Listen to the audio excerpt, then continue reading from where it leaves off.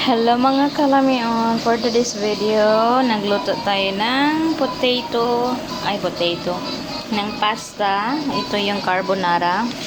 Ito ay basil galing sa aming garden, pananim ni mother-in-law. At yes, ayan, habang nagbablog tayo, may maingay dito na bata. O, diba?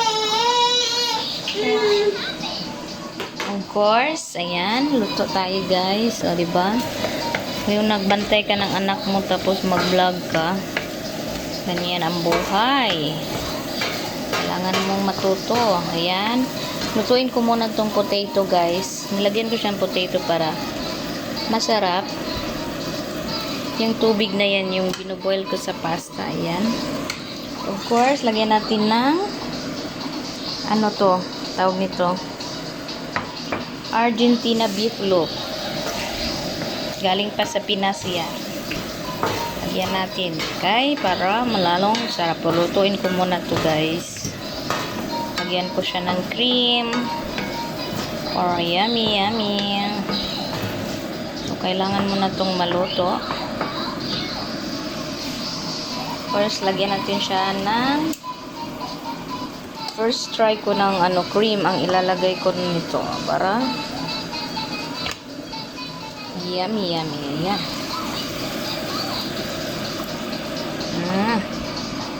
Hindi natin damihan, tama lang. Of course, para yummy ang ating foodie. Lagyan natin ng carbonara at mag-slice tayo ng basil. Okay? O, diba? Ang ingay ng aking palangga dito. Ganyan ako ayan. Ganyan ang buhay. May anak. Mag-vlog, may anak. Ang kulit ng aking palangga. Ayan, lagyan natin ng pampalasa. So, ayan na guys. Mamaya tingnan nyo. Tapusin ko muna to. At ipapakita ko sa inyo lahat. Ay, char lang. Ito, ilalagay ko din to. Ilagay ko din to. At ito, okay na to siya. Ilagay ko na to kasi para may lasa. At tapos, paglagay nito, ito na siya at ito. Then, wala na.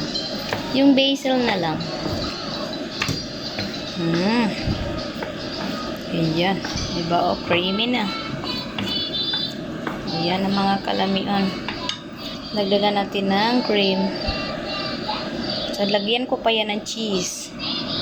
Or more. At saka yung sabaw niya. Ayan. Para yummy. Of course, lagyan na natin ng salt. Para may-yummy more.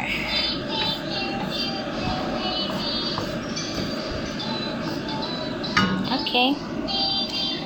Thanks for watching mga kalamion. Tapusin ko na din.